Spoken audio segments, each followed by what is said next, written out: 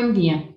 Continuando con el programa de la 19ª Reunión Nacional de Ciencias Empresariales, le damos la bienvenida al doctor Urbano Gustavo Curiel Avilés, quien nos presentará la conferencia denominada Estrategias y Acciones para el Desarrollo de Clúster de Mezcal en Oaxaca. A continuación, me permito leer la semblanza curricular del doctor Curiel. El doctor Curiel es licenciado en Administración con maestría y doctorado en Ciencias en Desarrollo Regional y Tecnológico, egresado del Instituto Tecnológico de Oaxaca. Posee 3 diplomados, el primero en Evaluación de Políticas y Programas Públicos, el segundo en Mejora Regulatoria y el tercero en Evaluación de Impacto Regulatorio, todos impartidos por la Secretaría de Hacienda y Crédito Público y la Comisión Federal de Mejora Regulatoria. Cuenta con las certificaciones del Consejo Nacional de Normalización y Certificación de Competencias Laborales en los estándares de fabricación de mezcal y venta de mezcal en establecimientos de alimentos y bebidas. Forma parte del Sistema Nacional de Investigadores del Consejo Nacional de Ciencia y Tecnología y posee el reconocimiento del perfil deseable del PRODEP. Experiencia laboral. El doctor Curiel ha laborado en el IMSS, en el Consejo Nacional de Fomento Educativo, en el Instituto de Vivienda del Estado de Oaxaca, en el Instituto Tecnológico Superior de San Miguel el Grande, en la Universidad Benito Juárez de Oaxaca, la Universidad Mesoamericana, Centro Universitario Casando, Secretaría de Turismo y Desarrollo Económico, Observatorio de Desarrollo Regional AC, Instituto Nacional de Economía Social, y actualmente es profesor investigador de la Universidad del Papaloapan. Los temas de investigación que cultiva son cadenas productivas, clústeres y gobernanza municipal. Su último artículo fue publicado en 2021 en la revista Contraste Regional, con el título Cadenas productivas, análisis del desempeño económico de la manufactura en Oaxaca, México. Agradecemos la presencia del doctor Curiel y le cedo la palabra. Hola, ¿qué tal? Mi nombre es Urbano Gustavo, yo soy profesor de la Universidad de Papaloapan, Campus Tuxtepec. Agradezco a los organizadores de la 19ª Reunión Nacional de Ciencias Empresariales por permitirme presentar el trabajo que lleva por nombre Estrategias y Acciones para el Desarrollo del Clúster de Mezcal en Oaxaca. Esa propuesta tiene como antecedente lo establecido en el Plan Estatal de Desarrollo cuando fuese gobernador el licenciado Gabino Juez Monteagudo. En él se establece por política la creación, la puesta en marcha y desarrollo de clústeres estratégicos. Entre ellos se hablaba de turismo, de artesanías, de minería y del mezcal. Inicialmente a mí se me vinieron muchas preguntas, ¿no? Entre ellas si existía un clúster en Oaxaca, y si existía, qué características tenía, quiénes lo integraban, qué nivel de desarrollo tenía, entre otras preguntas más, lo cual permitió el diseño de los siguientes objetivos. Si existía este clúster, bueno, era importante entonces como objetivo general analizar el desempeño del clúster de mezcal del estado de Oaxaca con el propósito de diseñar estrategias y líneas de acción que permitan transformar su realidad competitiva. Y para ello, pues, se consideran 2 momentos fundamentales. El objetivo específico uno era realizar un diagnóstico para identificar la situación actual del clúster, y en un segundo momento, que era conducente para diseñar las estrategias y las líneas de acción que permitieran, por supuesto, el fortalecimiento de la competitividad. Esta es una investigación de tipo cualitativo y cuantitativo. Se establecen 2 momentos fundamentales. Es una metodología de 2 etapas. La primera que corresponde al trabajo de gabinete, ¿no? Con el análisis de toda la información secundaria existente, tanto en bases como en documentos. Y la idea era propiamente caracterizar el clúster, conocer quiénes lo integraban, y conocer cuál era el peso económico en la economía estatal. Y bueno, esto ayudó en principio a documentar su existencia. En un segundo momento, que es la parte cuantitativa, que tiene que ver con la contrastación de la realidad, la idea era preguntarle al sector, a los actores clave y principalmente a los empresarios, productores de mezcal, cuál era su situación actual, ¿no? Y finalmente a través de la opinión y el análisis de la información proporcionada, conocer el nivel de desarrollo del clúster, su desempeño y de la voz propia del empresario, distinguir cuáles eran las estrategias y la línea de acción a seguir para la conformación, por supuesto, y puesta en marcha de un clúster exitoso, ¿no? Okay. El marco teórico que soporta esta investigación tiene que ver con dos visiones, una de carácter empresarial, en donde el clúster, entendido como el conjunto de empresas que están en un territorio asociadas de manera formal o no, pero que buscan un fin común, ¿no? Que es en este caso la producción de mezcal. Desde esa perspectiva, el clúster se observa que puede constituir un medio para lograr la competitividad finalmente, ¿no? Y desde la perspectiva gubernamental, que es la otra visión que también se capta en este trabajo, tiene que ver con la política pública. Y no es otra cosa más que las acciones de gobierno traducidas en un mecanismo, un medio también, para lograr una mejor cooperación, una mejor colaboración y lo más importante, un ejercicio de corresponsabilidad en la asignación de recursos, ¿no? La apuesta es que de manera colectiva puedan hacer mejor uso de los recursos para desarrollar tecnología, infraestructura. Por supuesto, está apuesta a la innovación y al cambio, que son muy difíciles de hacerse de manera individual. Y también la apuesta sigue siendo la competitividad. Entonces, esta es una visión que nos ayuda a entender que las empresas no pueden estar aisladas, tienen que estar articuladas porque la competencia global nos ha obligado a competir en red, ¿no? Entonces, esta apuesta a la eficiencia en el enfoque, pues es considerada de vital importancia. ¿Cuáles fueron los resultados obtenidos? Bueno, tenemos que este es un clúster natural, no es un clúster creado por el gobierno. En materia de política pública se menciona, pero es un clúster que data más de 200 años, ¿no? Entonces, para ello fue importante, a través de un análisis de información secundaria, censos económicos, se identifica que las empresas dedicadas a la destilación de agave se encuentran en dos entidades federativas, Jalisco y Oaxaca. Tal vez con Jalisco vamos a identificarlo bajo el nombre de tequila y para Oaxaca bajo el nombre de mezcal. Y se observa que para el caso de Oaxaca, la aglomeración más importante está en la región Valles Centrales. Entonces, por eso el estudio se centró en la región Valles Centrales, porque es aquí donde está la mayor parte de esa aglomeración. Entonces, es una actividad productiva tanto histórica, social y económica que tiene muchísimos años, ¿no? Y que nadie la formó. Bueno, todo estaba en función, por supuesto, de la disponibilidad de los recursos y tiene que ver con nuestra cultura, nuestra tradición y finalmente la forma de hacer economía. Y bueno, esta es la estructura anatómica del clúster. Algunas relaciones no están de carácter formal, por supuesto, pero estos actores existen en el entramado productivo y por lo tanto se visualiza ya la conformación de un núcleo del clúster muy importante, con una participación ya mucho más cercana, por supuesto, en la parte productiva. Y en la asignación de recursos de forma complementaria, pues están presentes ya tanto el gobierno como las instituciones y organismos de apoyo, tanto educativas como la sociedad civil organizada, ¿no? Hoy contamos con el Comercan, con el Patronato y con otras organizaciones y asociaciones muy importantes en apoyo al sector mezcalero. Y bueno, si es importante económicamente el clúster o no, sí es importante. Tomando en consideración a la región Valles Centrales, en un top, ahora sí, de las primeras 60 actividades productivas más importantes, se identifica el mezcal, ¿no? De un total de 391, el mezcal es tanto productivo, ¿no? Como dinámico. Y eso, pues, permitió distinguir que la producción de mezcal en Oaxaca, tanto en términos de empleo, como de producción, como de valor agregado, como de infraestructura, entre otros indicadores más, pues permite destacar entre las primeras 60 actividades, ¿no? Por lo tanto, es importante su dinamismo y su peso económico. Bueno, y en cuanto al ciclo de vida del clúster, se pudo identificar que estamos en una etapa 2, de acuerdo a la percepción de los empresarios. El 42% considera que algunos indicadores que tienen que ver otra vez con nivel de relaciones, de cooperación, de inversión, de producción, de valor agregado, innovación y de otros indicadores más, ellos consideran que de un ciclo natural de un clúster que va desde la aglomeración hasta la muerte, nos encontramos en una etapa 2, ¿no?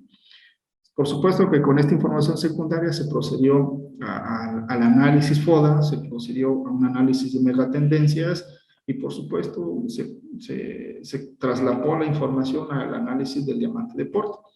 Como resultado tuvimos tres grandes estrategias asociadas a lo que propone Porter. Una estrategia centrada en el enfoque, o sea, el concepto del producto. Otra gran visión de estrategia tiene que ver con el liderazgo en costos y finalmente la diferenciación del producto. Si observamos la estrategia número 1, habla sobre contar con una visión empresarial orientada hacia la demanda y con nuevas líneas de negocio. Y así, bueno, se desarrollaron 8 estrategias más. Por supuesto que cada estrategia conlleva varias líneas de acción, ¿no? Entre 1 y 3 líneas de acción, tomando en consideración tiempos, presupuesto y otras cosas más.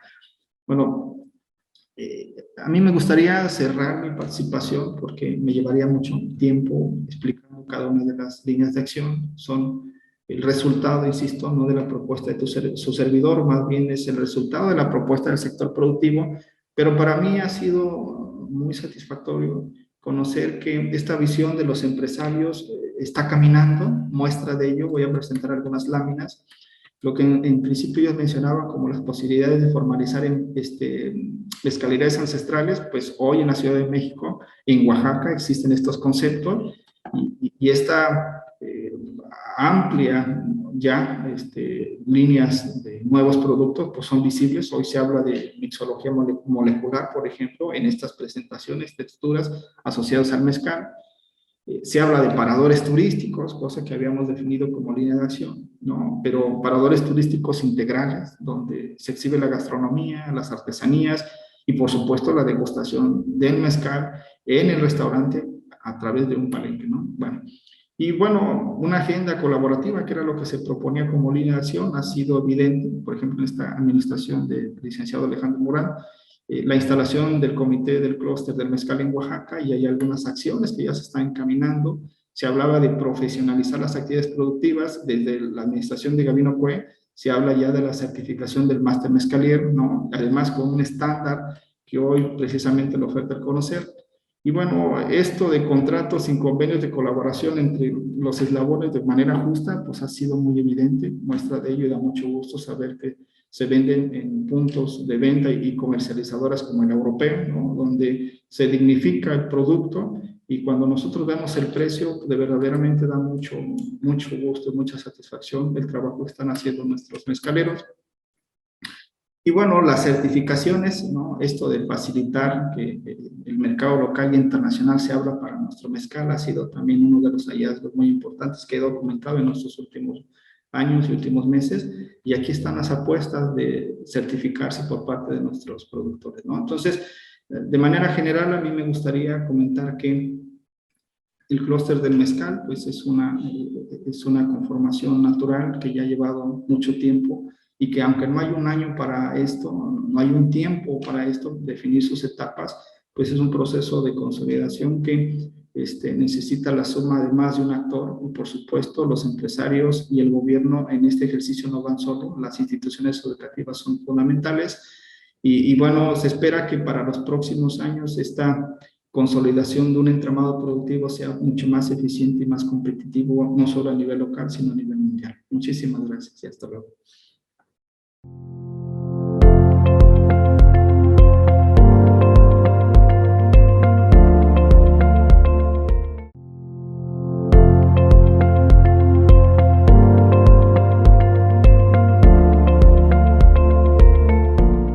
El doctor Antonio Salazar Campos es licenciado en Economía y Finanzas, egresado del Instituto Tecnológico de Sonora. Realizó la maestría en Administración, Instituto Tecnológico de Estudios Superiores de Monterrey, obtuvo el doctorado en Planeación Estratégica para la Mejora del Desempeño Organizacional en el Instituto Tecnológico de Sonora. Es profesor investigador de la Universidad del Istmo, Campus Ixtepec. Ha sido asesor de negocios en la incubadora de empresas del ITESM, Campus Monterrey. Asesor de las áreas de Planeación Estratégica y Recursos Humanos del programa de capacitación empresarial 10,000 mujeres, organizado por Goldman Sachs e ITESM. Gerente de operaciones del Parque Agroindustrial en Ciudad Obregón, Sonora, participante en el desarrollo de casos de negocios en la cadena agroalimentaria IPADE, sede Guadalajara. Asesor de empresas de tecnología en el clúster Sonora Tech, consejero del clúster abarrotero, integradora de abarroteros cajemenses en Ciudad Obregón, Sonora. Sus áreas de investigación son microeconomía, macroeconomía y economía internacional, gamificación, clúster empresariales, agroindustrias, modelo de negocios de base tecnológica, emprendimiento e innovación y desarrollo económico. Muy buenas tardes, mi nombre es Antonio Salazar Campos, soy profesor investigador de la Universidad del Istmo Campus Ixtepec y presento ante ustedes la siguiente ponencia: el consumo privado y su influencia en el comercio minorista de México en la era post-COVID-19.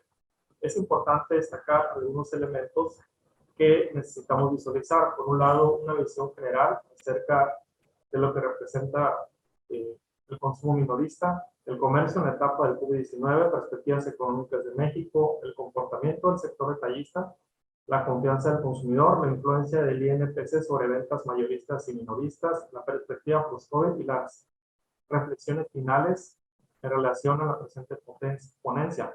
Ahora, entendemos que la confianza del consumidor y lo que quiero representar dentro de la ponencia es un indicador que permite medir el pulso de la economía de acuerdo al grado de optimismo de los consumidores celulares. Es en esencia el impulsor de las empresas, logrando un equilibrio entre la interacción de compradores y vendedores. Sin embargo, cuando se presentan choques económicos externos, reflejan un proceso o una contracción en los ingresos de los hogares, que representa un menor gasto hacia el comercio minorista, generando un efecto negativo en el crecimiento económico, que son variables que se van interrelacionando. Ahora bien, la literatura de negocios nos muestra que el consumidor está desfragmentando actualmente sus hábitos de compra por el efecto de la pandemia COVID-19, lo que representa un reto para el cambio de modelo de negocio de las empresas minoristas. En este contexto, la presente ponencia implica identificar tendencias de consumo privado ante una era liderada por la digitalización, automatización y servicios, así como la personalización de los bienes mediante una renovación de los modelos de negocios. Quiero destacar tres elementos muy importantes, que antes, inclusive de la pandemia COVID, ya se veía reflejado un menor gasto en el consumo y en la confianza de los consumidores. O sea, independientemente del proceso COVID que tenemos ahorita, ya existía una tendencia a la baja para el consumo de productos, de bienes y servicios, y también la confianza del consumidor ya se veía minada de acuerdo a diferentes factores que hacen que las personas dejen de comprar. Ahora, el catalizador más importante fue el efecto de la pandemia COVID y las acciones para lograr una caída que implica un reflejo tanto a nivel de variables macroeconómicas, pero también a nivel de consumo y de gasto en los hogares. Ahora, entendemos que el Índice Nacional de Precios al Consumidor es un indicador diseñado para medir el cambio promedio de los precios en el tiempo. Recordemos que existen variaciones en el tiempo y es a través de una canasta ponderada de bienes y servicios que se empieza a medir el consumo de las familias. Por otro lado, la canasta básica es un concepto común para todos. Define la canasta básica como un derivado de bienes y servicios del Índice Nacional de Precios al Consumidor, el cual está conformado por 84 productos genéricos. NABOR indica que la canasta básica es un conjunto de alimentos que son suficientes para satisfacer las necesidades de una familia en su vida diaria. Y a su vez, el autor implica o deduce que existen productos de la canasta básica, los cuales también tienen que ver en las familias con el número de integrantes, el salario mínimo promedio, los alimentos o los hábitos alimenticios que predominan en la población, nutrientes y calorías que se deben consumir para una alimentación sana. Ciertamente, la presente gráfica que actualmente estoy mostrando indica la evolución de los casos COVID en México. Ahora, México se encuentra en un proceso decisorio sobre los cambios, los ajustes que se tienen que hacer durante la pandemia. Aunque la perspectiva es una tendencia a la baja, ya comprender que los casos van disminuyendo, se encuentran ciertos desafíos inherentes a toda economía que se ven visualizados aquí en México. Uno, la movilidad social. Y número dos, los cambios o el clima estacional que se genera durante las fechas de octubre, noviembre y diciembre, que básicamente es el antecedente de la probabilidad de que exista una quinta ola. Ahora, como no es seguro y no está pronosticada una quinta ola, lo que entendemos es que hay casos a la baja, como se muestra en la gráfica 1. O sea, es una evolución o una tendencia a la baja comparado con otros meses. Y esto implica que hay que comprender el desarrollo de una pandemia, específicamente en países como México, que tienen retos relacionados con el bienestar de la población, con el aumento a la prosperidad de las regiones y a su vez con el control de las variables macroeconómicas. De acuerdo a autores como Rojas, existen consecuencias económicas y sociales de lo que es una pandemia como el COVID-19. Ciertamente, hay repercusiones en la forma en cómo se relaciona el ser humano, así como los hábitos de compra. Por otro lado, la ANTAD muestra cifras que indican un comportamiento errático en las ventas durante el 2019, que es lo que comentaba anteriormente. O sea, en el 2019, independientemente de lo que es el efecto de la pandemia COVID, ya se veía que el consumidor estaba alternando sus hábitos de compra, ya se veía un poco más fragmentado. Ciertamente, influyó también el inicio de la pandemia en febrero del 2020, así como los primeros casos de COVID en México, lo que limitó la interacción física, aumentando una interacción en línea para compra de bienes y servicios y así una perspectiva de consumo debido a las acciones derivadas para contener la pandemia. Ahora bien, por otro lado, ante una alerta de un contagio masivo, se instaló en el país, en el 23 de marzo, un programa denominado Jornada Nacional de Sana Distancia, el cual se buscó reducir los riesgos, y el 24 de marzo inició lo que es una fase 2 de la pandemia. Se suspendieron clases en escuelas, las actividades no esenciales, así como eventos que pudieron generar una aglomeración de personas. Todas estas acciones para contener el efecto de una pandemia tuvieron un efecto en los que son las ventas mayoristas y las ventas minoristas, según la ANTAD. Ahora, los efectos generados por la pandemia fueron notorios en cuanto al consumo. Sin embargo, existen empresas de comercio minorista que cambiaron la tendencia en los meses anteriores. En la presente gráfica número 2 tenemos el seguimiento de las ventas en México. Vemos cómo a partir de enero tenemos visualizado 2020, 2021 y 2020 y 2021. Hemos visto cómo existe una caída o una tendencia a la baja para entender el seguimiento de las ventas. Ahora, sí hubo un reforzamiento, o sea, sí hubo el efecto del COVID, lo que generó una desestabilización en las ventas del comercio mayorista y minorista. Sin embargo, ya se veían efectos que pudieran ocasionar una caída mayor debido a una baja en la confianza del consumidor. Ciertamente, de acuerdo a la perspectiva económica de México, hay factores internos que visualizan este proceso de caída y tiene que ver con el deterioro de las finanzas públicas en nuestro país. Las políticas públicas que se aplican en ciertas regiones favorecen también el espectro político electoral que otras regiones. Eso también se ve influenciado y básicamente repercute en las zonas donde existe un mayor consumo en la población. Por otro lado, el alza en el precio de las materias primas tiene un efecto directamente en el consumidor y en los bienes de la canasta básica.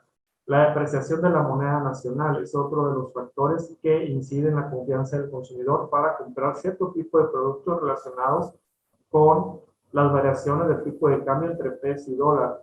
A su vez, la inversión extranjera directa y la tasa de empleo están altamente relacionadas, lo que implica que ya había un deterioro también a nivel de empleo en nuestro país. Una balanza comercial relacionada con las importaciones y exportaciones se vio también disminuida debido al efecto de la inversión extranjera directa, así como un Producto Interno Bruto un poco contraído durante el 2018 y parte del 2019, un poco antes de la pandemia. Un déficit de deuda y incertidumbre en las políticas públicas sobre qué tipo de políticas se van a llevar y cómo se va a estar gestionando directamente el enfoque práctico y la macroeconomía de nuestro país.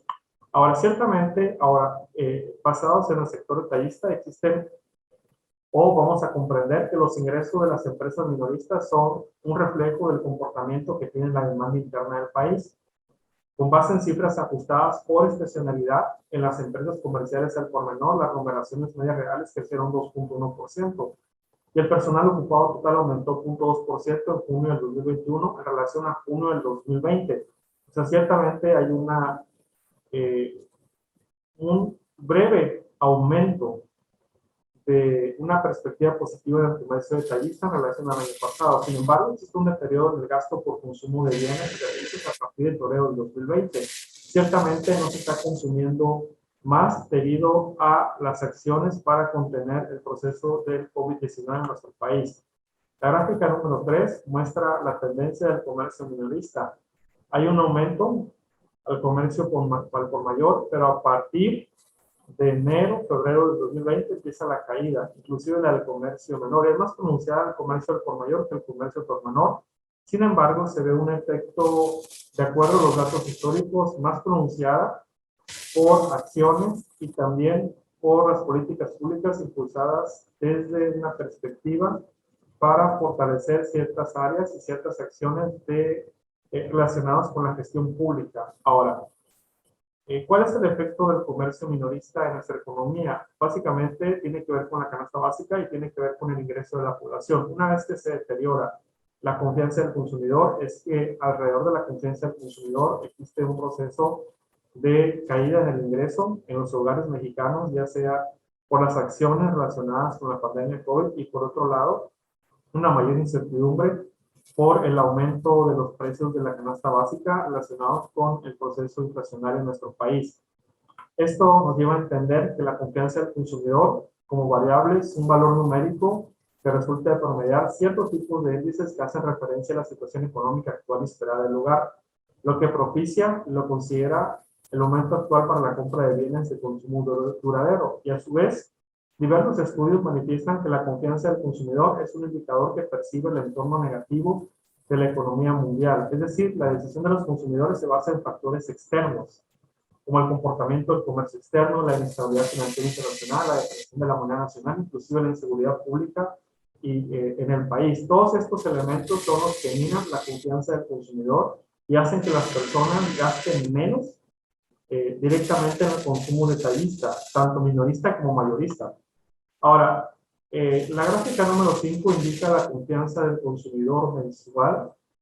De abril del 2001, vemos un comportamiento un poco más estable hasta agosto de 2021. Lo que quiero destacar aquí, en la presente gráfica número 5, es el hecho de que antes de la pandemia, como lo había comentado, ya existía un deterioro en la confianza del consumidor. O sea, en el índice de confianza del consumidor mensual, ya había una tendencia a la baja.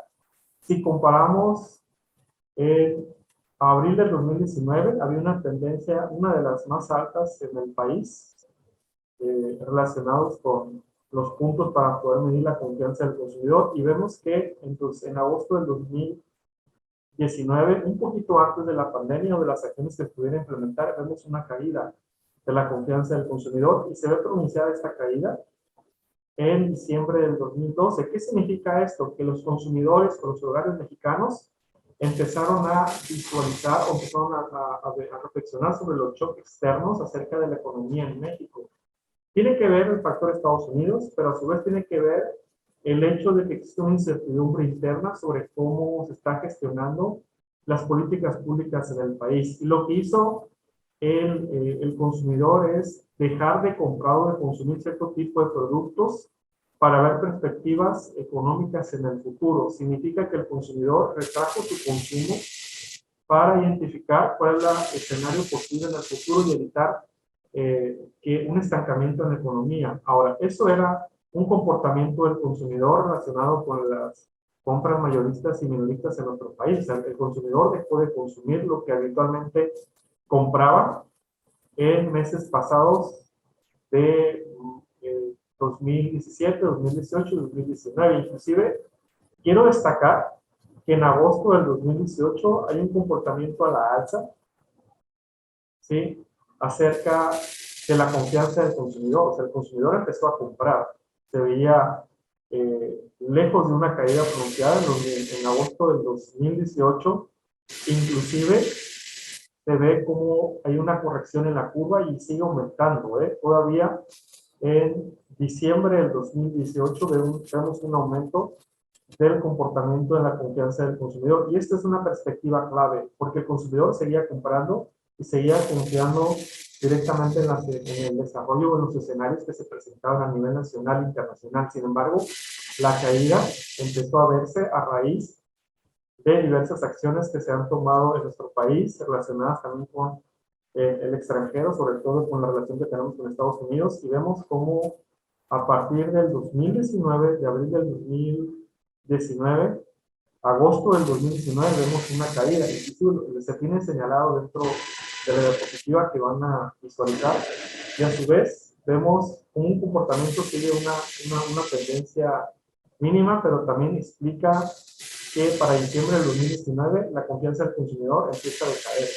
Y ya después vemos lo que es el efecto de la pandemia COVID.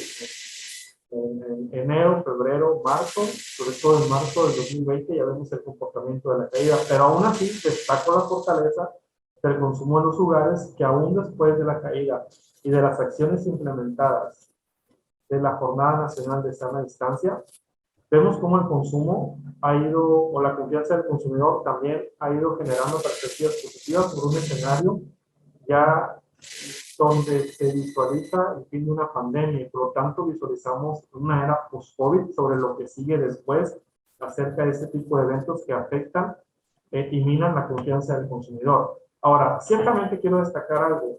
Quiero presentar ante ustedes lo que viene siendo la influencia del INPC sobre ciertas variables, utilizando un modelo de regresión lineal múltiple que me conecta directamente sobre el INPC y el tipo de cambio sobre ventas minoristas. Aquí hice un modelo que nos va a ayudar a entender cómo es el comportamiento del INPC y del tipo de cambio sobre el tipo de las ventas minoristas. Comparto lo siguiente, ¿no? Las siguientes estadísticas de regresión. Hay un coeficiente de correlación del 96%. Ahora, el coeficiente de correlación producto-momento de Pearson indica un 96%, teniendo una correlación positiva cercana a 1 entre la variable de tipo de cambio e INPC. O sea, cada vez que el tipo de cambio se deprecia y el INPC aumenta, tienden a incrementarse de forma conjunta. ¿Qué significa esto? Que hay una influencia positiva, hay una relación positiva y directa entre el INPC y el tipo de cambio. El mismo modelo, la regresión lineal múltiple, está explicado en un 92% la influencia del tipo de cambio sobre la variación del índice nacional del precio del consumidor. El índice nacional del precio del consumidor está relacionado sobre la confianza del consumidor y sobre los gastos de los hogares en el comercio minorista. Ahora, ciertamente hay una influencia positiva que cada vez, aquí está el coeficiente de determinación al 92%, pero más aquí abajo, que cada vez que el tipo de cambio se deprecia un 1%, el INPC sufre una variación de 0.16. Ciertamente, lo que se busca es la estabilización de las variables para generar una mayor confianza dentro del consumidor. Los estadísticos implican el rechazo de la hipótesis alternativa, es que a partir de una relación significativa entre las dos variables. Si ciertamente esto nos da una mayor perspectiva acerca de por qué la confianza del consumidor ha ido a la baja. Hay factores que tienen influencias que hay variables que influyen en un comportamiento negativo sobre lo que es la confianza del consumidor y está relacionado directamente sobre el tipo de cambio del índice nacional del consumidor y el gasto sobre el gasto de los hogares que se tiene que hacer directamente de acuerdo a estas perspectivas que estoy mostrando. Ahora, ¿qué es lo que se busca relacionado con una era post-COVID? Ciertamente los negocios relacionados con el comercio detallista tienen que buscar predecir un poco más el comportamiento del consumidor. No basta con poner productos o servicios directamente en un carrito de compras o en una estantería. Es visualizar qué es lo que está pasando con el consumidor y ver cómo pueden antecederse a esos cambios que presenta el consumidor. Y para ello tienen que utilizar análisis de ciencia de datos o Big Data o inteligencia de negocios para tomar decisiones más efectivas al momento de generar este tipo de elementos o de herramientas hacia los comercios minoristas. Esto vemos una convergencia entre una mayor tecnología entre el comercio minorista tradicional y el comercio, o sea, el comercio detallista, el sector abarrotero, el sector mayorista y los consumidores. Ahora, por otro lado, está la colaboración entre ecosistemas empresariales. Las empresas minoristas tienen que establecer alianzas estratégicas para lograr estabilizar sus precios directamente hacia el consumidor, evitar minar la confianza del consumidor relacionado con variables con el tipo de cambio por el índice nacional de precios al consumidor. Por otro lado, existe lo que es la adaptabilidad de tiendas físicas a tiendas virtuales. Se sugiere un modelo mixto para las organizaciones detallistas que mejoren su perspectiva de consumo y que puedan aumentar su espectro de consumidores, no necesariamente sobre una base de personas que compran de manera física, sino también con una base de consumidores que están en línea y que están más conectados debido a la situación o a las acciones que se han implementado de acuerdo a la pandemia COVID. Adaptabilidad de las tiendas físicas y virtuales, educación en línea a fuerza laboral. Esto es algo muy interesante, impulsar elementos, esquemas de educación a los trabajadores y a los empleados, habilitar el trabajo de oficina remota, esa es otra tendencia que se está presentando. Aplicaciones basadas en la red 5G, tendencia de comercio autoservicio, vemos como Amazon está logrando que los mismos clientes compren el producto y ya sin tanta interacción de personas en caja, simplemente con un robot y con una tarjeta ya se puede comprar en Amazon desde el punto de vista físico. La tendencia a diseñar cadenas de suministro, ese es un tema que va a afectar directamente todo el proceso de las empresas actuales y que tienen que rediseñar o cambiar o diseñar más eficiente su propia cadena de suministro y gestionar una cadena de valor que implique agregar valor al consumidor final. Por otro lado, automatizar centros de distribución de almacenes a través de tecnología más adaptativa. Ciertamente, la tercera ola de COVID y el aumento de precios limitaron el proceso de reactivación de las ventas del comercio minorista. Hay datos donde se habla de un deceso mensual consecutivo y básicamente estaremos pasando de una era post-COVID a una era de gestión sobre el consumidor, sobre lo que está comprando y lo que está haciendo. En agosto, las ventas del comercio minorista en México se mantuvieron estancadas, al mostrar un avance discreto de 0.02 en relación al mes previo, de acuerdo a datos reportados el día de ayer, 21 de octubre, por el Instituto Nacional de Geografía y Estadística. El registro fue ligeramente mejor que la contracción de 0.5 observada en julio con respecto a la contracción de 0.3 esperada por el mercado. Hay ligeras mejorías en el comercio detallista, sin embargo, se requiere ser más específicos para poder crear valor directamente hacia los consumidores que estén buscando mejores productos y que tienen un proceso más específico sobre lo que están comprando. Y comparto con ustedes la bibliografía utilizada para desarrollar la presente ponencia. Por mi parte es todo. Agradezco la presente participación a la Universidad Tecnológica de la Mixteca y la oportunidad de presentar esta breve investigación desarrollada para visualizar los aspectos básicos de lo que es COVID-19, la era post-COVID y qué es lo que implica para un sector que es muy dinámico y que también está alineado al desarrollo regional, que es el sector detallista, sector minorista, sector abarrotero, las ventas mayoristas de almacenes y grandes tiendas de autoservicios. Muchísimas gracias.